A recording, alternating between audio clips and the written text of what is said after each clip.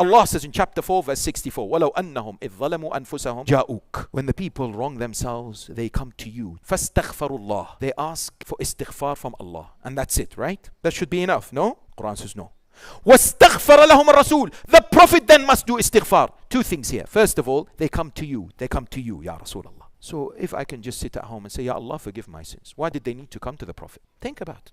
There is no limitation, there is no mentioning of hayat in the verse. So now you are saying that no, it is only for the lifetime of the Prophet, so you have to bring the argument for that. ولو أنهم إذ ظلموا أنفسهم جاءوك فاستغفروا الله واستغفر لهم الرسول لوجدوا الله توابا رحيما. Allah is saying ولو أنهم, if they. This is the first blunder that many shuyukh make when they misquote this ayah. They detach it from its context. They try to make it look like it's universal, like it's am. This verse is not am, it is khas. Allah is saying if they, and who is they? If you encounter a pronoun in any verse and you want to know who that pronoun is referring to, you have to go back to the previous verses. And if you refuse to do that or ignore doing this, you will end up with disastrous interpretations of the Quran. The ISIS, Al-Qaeda, Islamophobic interpretation of the Quran. Because don't you see how these people, they look at a verse where Allah says, وَاقْتُلُوهُمْ حَيْثُ ثَقِفْتُمُوهُم. Kill them wherever you find them. They will use this verse and say, look, the verse is saying kill them wherever you find them. And the them they assume is referring to all unbelievers, non-Muslims. No. When the Quran uses a pronoun, it is the job of the Quran to tell you who that pronoun is referring to. وَقَاتِلُوا فِي سَبِيلِ اللَّهِ الَّذِينَ يُقَاتِلُونَكُمْ. Fight in the way of Allah against those who fight against you. So this group of people who fight against you, this whole sentence is the noun. So when Allah says kill them is referring to those who fight against you. And this verse is not authorizing Muslims to kill anyone except the combatants who come to fight them in the battlefield. The Quran is saying, yeah, these people, because they're attacking you, you have the right to defend yourself, and in self-defense, you can kill them. Same thing with Surah 4 verse 64. Allah says, وَلَوْ أَنَّهُمْ, if only they. Who is they? Go to the previous verses. You will see Allah is talking about a specific group of hypocrites, munafiqeen. And He is saying, أَلَمْ تَرَ إِلَى الَّذِينَ يَزْعُمُونَ أَنَّهُمْ آمَنُوا. O Prophet, have you not considered the case of those people who claim that they have believed in what has been revealed to you and what was revealed before you? But when it comes to disputes, instead of bringing it to you, which is the requirement of Iman, if you believe in Rasulullah, bring your dispute to him. They say, no. When it comes to disputes, يُرِيدُونَ أَن يَتَحَاكَمُوا إِلَى الطَّاغُوتِ. They will go to ungodly entities who do not judge by Allah's book. So this is a group of munafiqeen. They said, no, we will not take it to Rasulullah. We don't want to go to Rasulullah. So after condemning them and criticizing them, in verse 64, Allah opens the door of tawbah for them. But remember, in Islam, tawbah always has to be proportional to the crime that you committed. If, let's say, I destroyed my brother's book. Now, it's not sufficient for me to just say, Ya Allah, I destroyed his book, forgive me. I did zulm on him. So that's why the requirement of Islam is that for this kind of sin, which involves another party, you have to go to that party, apologize to him, if possible, compensate him, buy him that book, and then request him to seek forgiveness of Allah for you, and then you also seek forgiveness, then Allah will forgive. This is exactly what Allah is telling these munafiqeen, is that by going to the taghut, you have violated the right of the Prophet. Now, I'm opening the door of tawbah for you, but tawbah is not going to be as simple as you just saying, Ya Allah, forgive me and I'll forgive you. No, you have to compensate. You have to undo the evil that you did. What was the evil that these munafiqeen did? They did not go to the Prophet for judgment. So that's why Allah says, now you have to physically show up in front of him. So that's why He says, وَلَوْ أَنَّهُمْ إِذْ ظَلَمُوا أَنفُسَهُم. If only they, at the moment they had done zulm on themselves, by not going to the Prophet for judgment, جَاءُوكَ, they were to physically show up in front of you. Your evil was you didn't go to him, right, for judgment. Now, جَاءُوكَ, now you have to go to him. And then do what? جَاءُوكَ فَاسْتَغْفَرُ. In His presence, you do istighfar to Allah. You seek forgiveness from Allah. After seeking forgiveness from Allah, وَاسْتَغْفَرَ لَهُمُ الرَّسُولُ. Allah says, and if the Prophet were to also seek forgiveness for them, because his judicial authority has been violated. He is the victim here. And for any crime where a victim is involved, the victim's forgiveness and his istighfar also becomes essential and crucial. It is so sad how this verse is misused to promote dua to Rasulullah or haram forms of tawassul and istighatha. This was just a small group of munafiqeen. So that's why Allah said, they can all go one by one, show up in the presence of the Prophet, declare their repentance, do istighfar, Prophet will do istighfar, Ya Allah. But today, traditional shuyukh will misquote this verse and try to make it look like it's a universal verse, that it applies to you and me. Ya akhi, for a regular sinners whose sin is between them and Allah. What we have to do is وَمَنْ يَعْمَلْ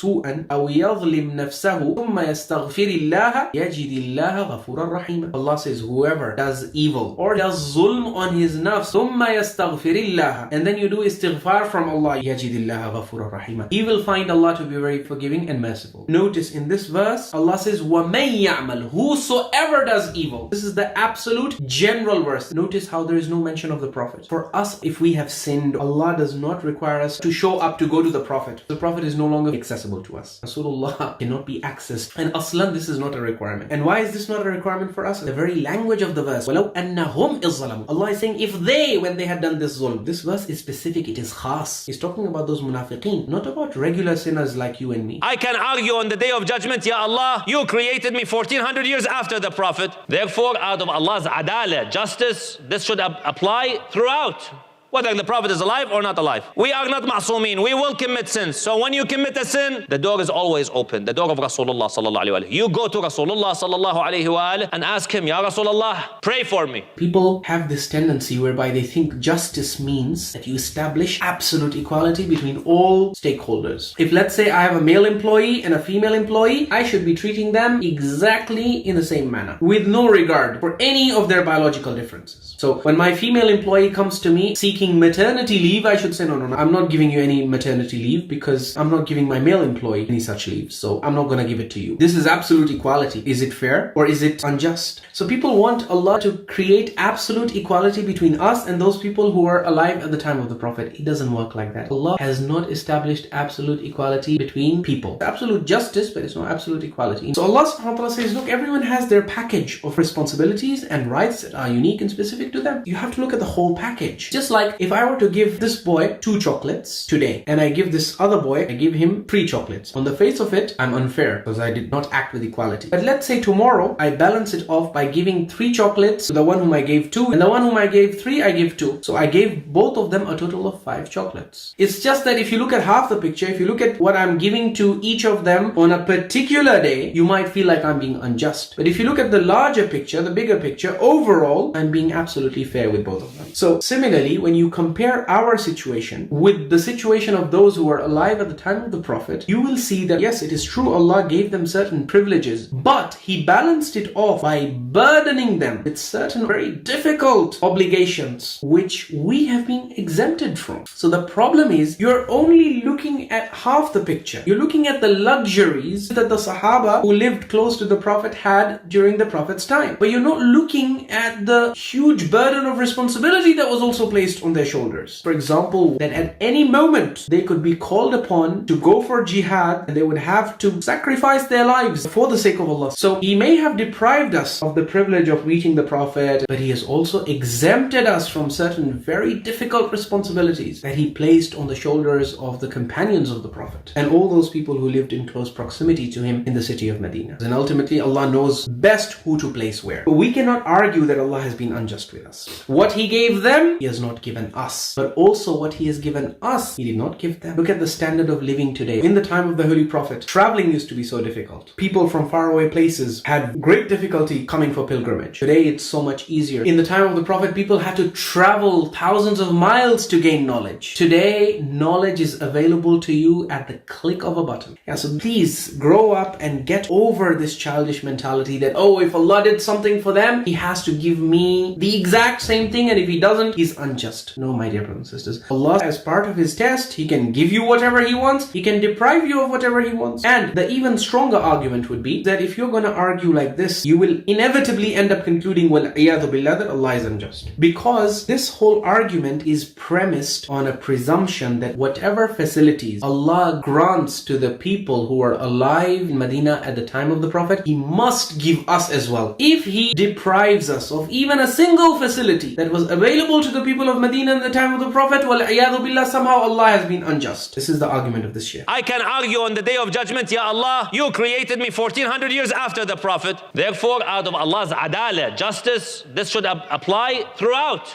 whether the Prophet is alive or not alive. This is exactly what he's saying. What wrong did I do that I can no longer go to Rasulullah and ask him to pray for me? If you are going to impose these absurd standards of justice on Allah, then with this, someone can argue that, even the kuffar and mushrikeen of Makkah, they had an advantage which we, the mu'mineen, don't have today. They had the privilege of seeing the blessed face of Rasulullah sallallahu alaihi wasallam. The people of his time were able to talk to him, ask their questions from him. So they had this Q&A facility. 1400 years later, we Muslims don't have this Q&A facility. Today, we are not able to ask Rasulullah our questions. Stem cell research, cloning, this, that. If these things had come up in the time of Rasulullah, the Sahaba would easily be able to ask it from Rasulullah. So, my friend, there is no way you can escape the diamond-hard reality that Allah is not expected to grant you, the latecomer, all the privileges that He granted the people in the time of the Prophet. So, is Allah unjust now? The very next verse, verse 65, Allah mentions over there another facility. He says, فَلَا وَرَبِّكَ لَا يُؤْمِنُونَ حَتَّى يُحَكِّمُوكَ فِي مَا شَجَرَ بَيْنَهُمْ. Allah says, I swear by your Lord, He's addressing the Prophet, they will not believe until they make you, Ya Rasulullah, the judge in their disputes. So this verse is essentially showing you that during the time of the Prophet, people had this privilege. They could take their disputes and they could get Rasulullah's fatwa on their dispute. Maulana, today, there are disputes in Aqidah, Maulana. You have disputes in fiqh. Is there any right-minded Muslim today who takes his dispute to Rasulullah, to his physical grave? Because I can show you a lot of Muslims who go to Rasulullah's grave and they try to apply Surah 4 verse 64. And they say, well, today Rasulullah is not physically available, but we have his grave. So we will go and stand in front of his grave and we'll do istighfar there and we will request him to do istighfar for us as well. Maulana, why don't you also apply this practice to verse 65? That you are not a mu'min if you don't take your disputes to Rasulullah. So are you going to, whenever you have a dispute, let's say marital dispute between husband and wife, are you going to take your dispute to the grave of Rasulullah and say, Ya Rasulullah, I don't know, Allah said in the Qur'an that we are not believers unless we make you the judge. So we are standing here in front of your grave, Ya Rasulullah, judge our dispute. Would any Muslim do that? Rasulullah sallallahu alaihi wasallam is no longer physically accessible to us. In fact, he was not physically accessible even in his lifetime to people who were living in faraway cities. That's why he used to appoint governors and judges. He appointed Mu'adh bin Jabal as governor in Yemen, because people of Yemen could not supernaturally communicate with Rasulullah. You see, supernatural communication was not possible with Rasulullah. In his lifetime, it was not possible. You want to make it possible after he has gone back to Allah?